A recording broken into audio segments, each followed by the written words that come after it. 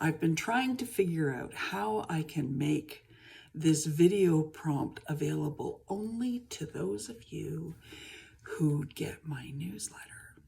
So I think I've come upon a way to do it, but in the background that you can't see that I'm watching is my video version that I did on YouTube, but it's taking forever to process. So I'm trying it on my phone, and then hopefully I can upload it into YouTube. That's the next thing to try. Always learning something different. Anyway, all of that aside, about your prompt for the week. I offer this journaling prompt every week for those who are recipients of my newsletter. And this week, if you've read my newsletter, you'll understand kind of where I'm coming from. But I thought we'd talk about Mother's Day. So, there are so many ways to approach Mother's Day. Whether you're male or female, you all have something to say about Mother's Day. You can talk about the mothers in your life who have meant something significant to you. You can talk about the mothers who maybe have hurt you, and maybe consider also that was not their intent. But we've all made mistakes.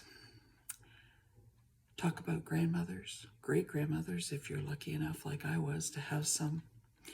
Talk about the traditions of Mother's Day that you've had in your family. I mentioned some in my blog, if you want to go and read it. Talk about what it means to you to be the child of a mother. Talk about what it means to be the mother of a child. And maybe talk about some of the traditions that have happened at your house with your children over the years. At my house, there was a lot of spilt coffee and burnt toast. Of course, I had to get up and make the coffee and then run back to bed so that they could bring it to me, which was always interesting. However, it was fun.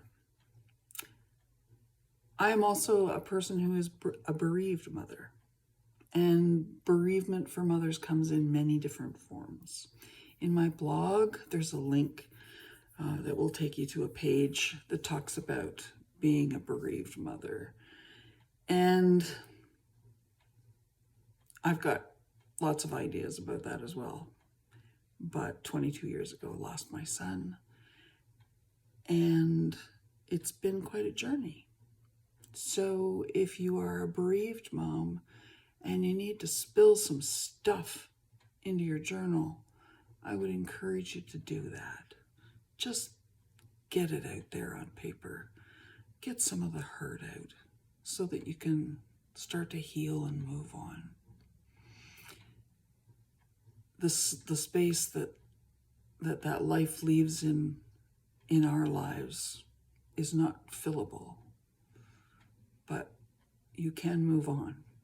So I encourage you to talk about mom, talk about being mom, talk about, if you want, talk about what it would like to be a mom even though you're not one.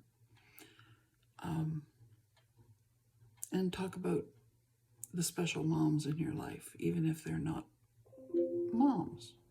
Perhaps they've been aunts or neighbors. There are lots of ways to honor this day. And I hope that you have a good weekend and a very happy Mother's Day.